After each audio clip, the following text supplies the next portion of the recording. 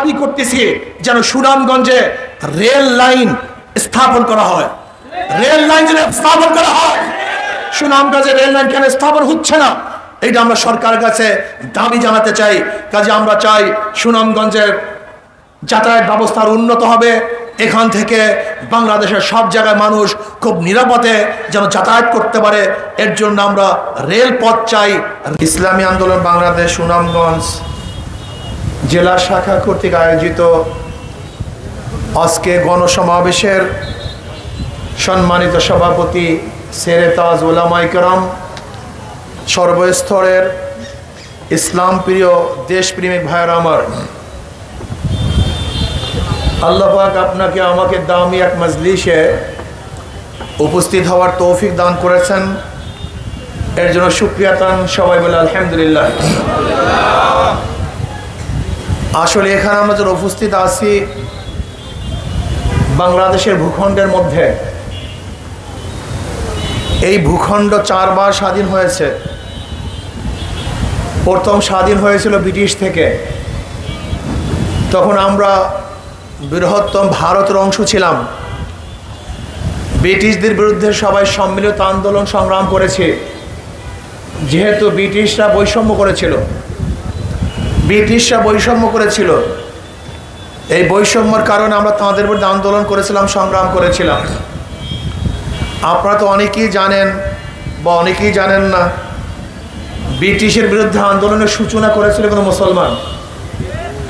আপনারা জানেন 1803 ঈসাই সালে যখন ব্রিটিশ দিল্লি দখল করে জাফরের থেকে, ওই সময়টি শাহ আব্দুল আজিজ সাহেব রহমতুল্লাহ আলাইহি ঘোষণা দিয়েছিলেন আজকে থেকে পাক ভারত উপমহাদেশ দারুল ইসলাম নয় দারুল হরব, এদের বিরুদ্ধে আন্দোলন করা প্রত্যেকটা মুসলমানদের জন্য ফরজে আইন।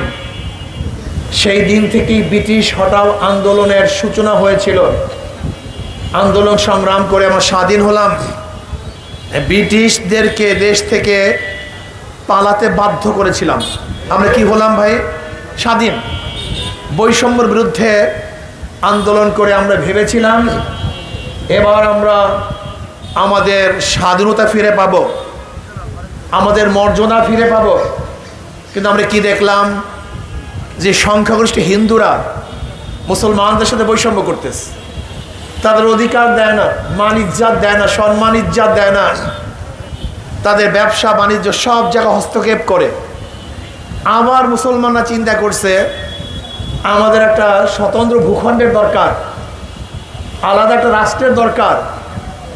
এর জন্য পাকিস্তান নামীয় ভূখণ্ডের জন্য মুসলমানরাই প্রথম আন্দোলন করেছিল এবং মুসলমানদের আন্দোলন সাকসেস হয়েছে। এই মুসলমানদের আন্দোলনের কারণেই পাকিস্তান নামে একটা দেশ আমরা পেয়েছিলাম 47-এ, কথা ঠিক না? আন্দোলন কারা করেছিল বলেন তো?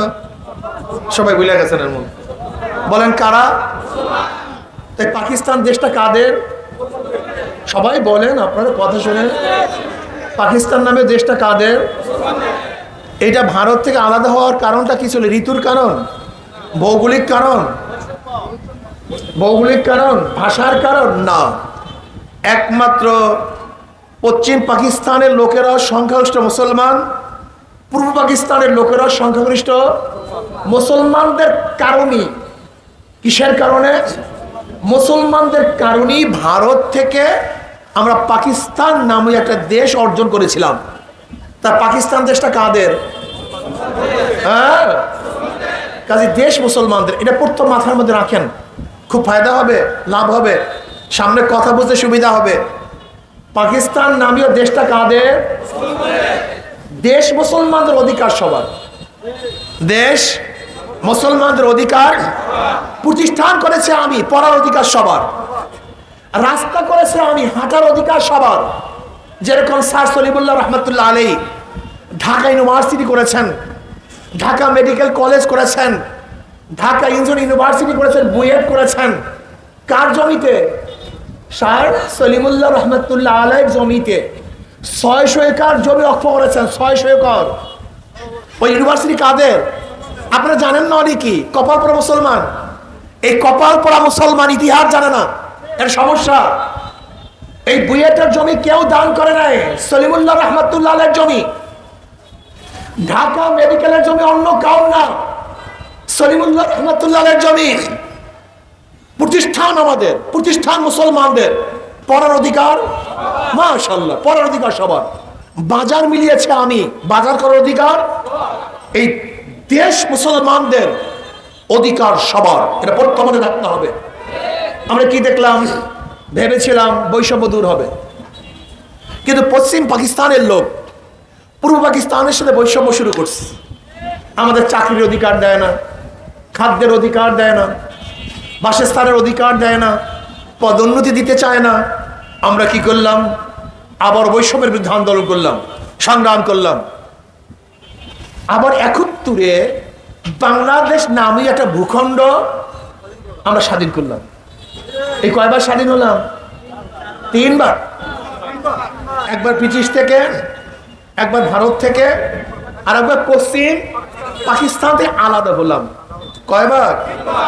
আবার 2024 5ই আগস্টে ফ্যাসিস্টের বিরুদ্ধে আন্দোলন করে, জুলুমের বিরুদ্ধে আন্দোলন করে, অন্যায় অবিচারের বিরুদ্ধে আন্দোলন করে আবারও স্বাধীন হলাম। এই কয়বার?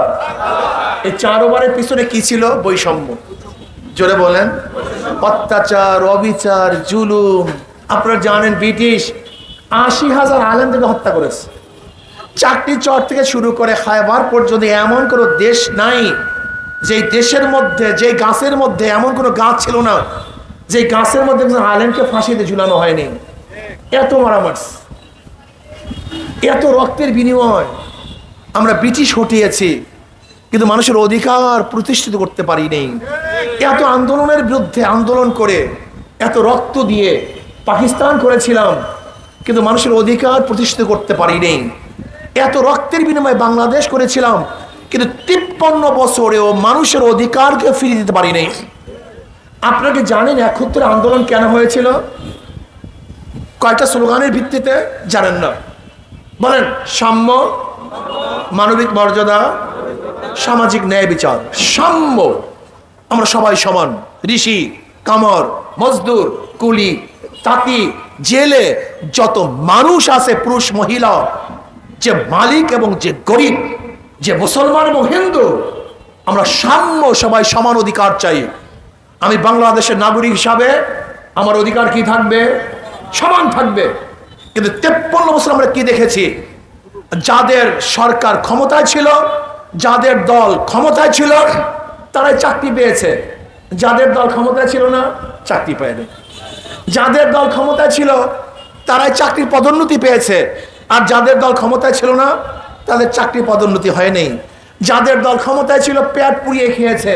আর যাদের দল ক্ষমতায় ছিল না, তারা ধুকে ধুকে মারা গেছে। যাদের দল ক্ষমতায় ছিল, হাজারো খুন করার পরে নির্বিঘ্নে বুক উঁচা করে রাস্তায় হাঁটছে। কিন্তু যাদের দল ক্ষমতায় ছিল না, জেলখানায় ধুকে ধুকে মরছে। যাদের দল ক্ষমতায় ছিল, হাজার খুন করলে মাপ। আর যাদের দল ক্ষমতায় ছিল না, ফাঁসির রশিতে ঝুলছে। এইদিকে চেয়েছিলাম? এটা আমরা চাই না। আমরা কি দেখেছি? এই 53 বছরে যারা এই ক্ষমতায় ছিল, তারা এই জনগণের মাথার উপরে নুন রেখে বড়ই খেয়েছে।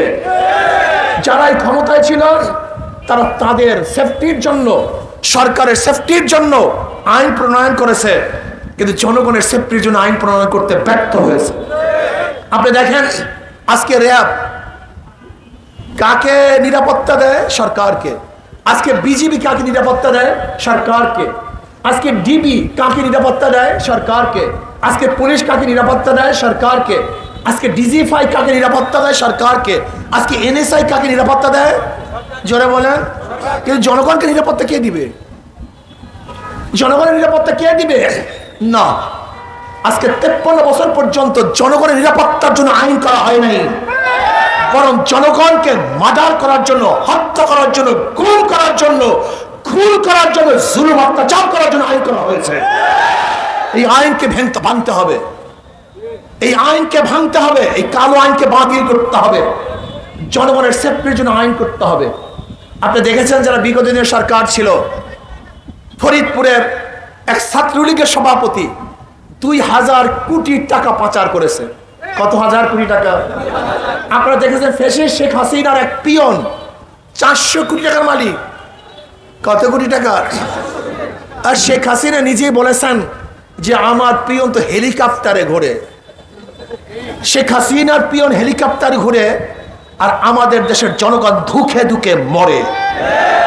শেখ হাসিনার পিয়ন তার 400 কোটি টাকার মালিক আর আমাদের দেশের জনগণ ক্ষুধার কারণে বাচ্চাকে বিক্রি করে দেয়।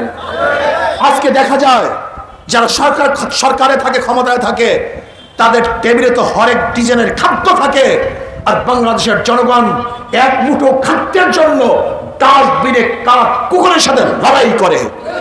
আজকে যারা ক্ষমতায় থাকে তাদের বস্ত্রের কোনো অভাব নাই আর আমাদের দেশে হাজারো জনগণ বিভৎস অবস্থায় রাস্তায় ঘুরতে থাকে।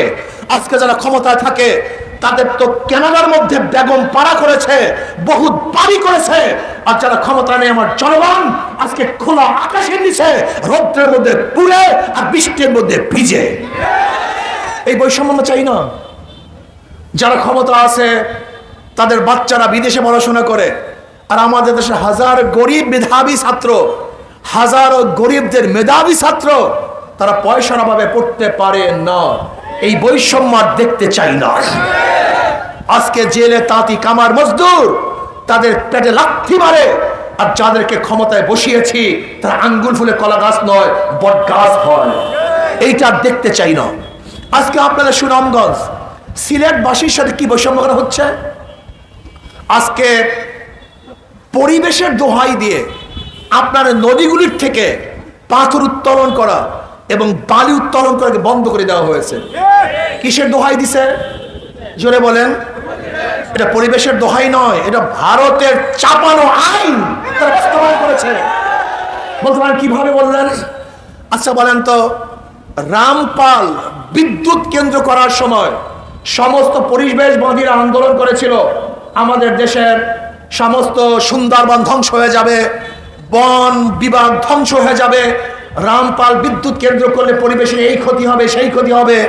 কিন্তু রামপাল বিদ্যুৎ কেন্দ্র হয়েছে কি হয় নাই? পরিবেশের দোহাই দিয়ে বন্ধ করতে পারে নাই। কারণটা কি? কারণ হলো এখানে ভারতের স্বার্থ ছিল।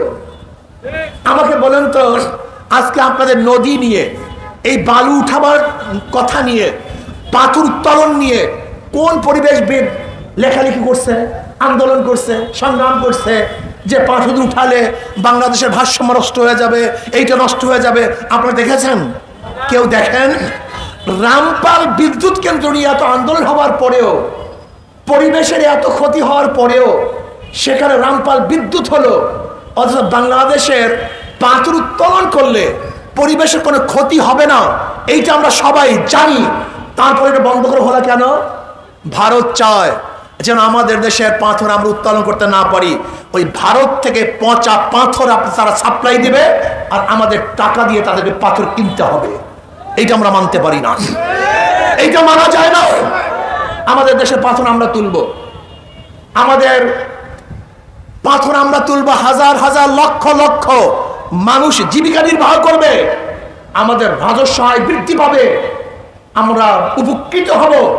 কিন্তু আজকে ভারতের দালালেরা, গোলামেরা পরিবেশের দোহাই দিয়ে আজকে আমাদের চিলেট থেকে বা বিভিন্ন অঞ্চল থেকে যে পাথর উঠাতে নিষেধ করছে, এইটা আমরা মানতে পারি না, এইটা আমরা মানব না।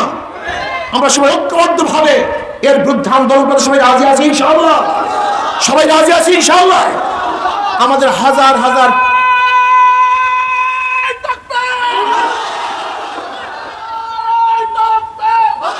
শোনেন, আজকে হাজার হাজার কোটি কোটি টাকা ভারতের পচা পাথর আমদানি করতে ভারত নিয়ে যায়, অথচ আমাদের দেশে তো ভালো পাথর আমরা নিজের উঠাতে পারি না। এটা সম্পূর্ণ ভারতের চক্রান্ত, এটা সম্পূর্ণ ভারতের দালালি, এটা আমরা মানব না। যাই হোক, আমি যেটা বলতেছিলাম, বারবার সরকার পরিবর্তন করেছি কিন্তু দুর্নীতি পরিবর্তন না হওয়ার কারণটা কি?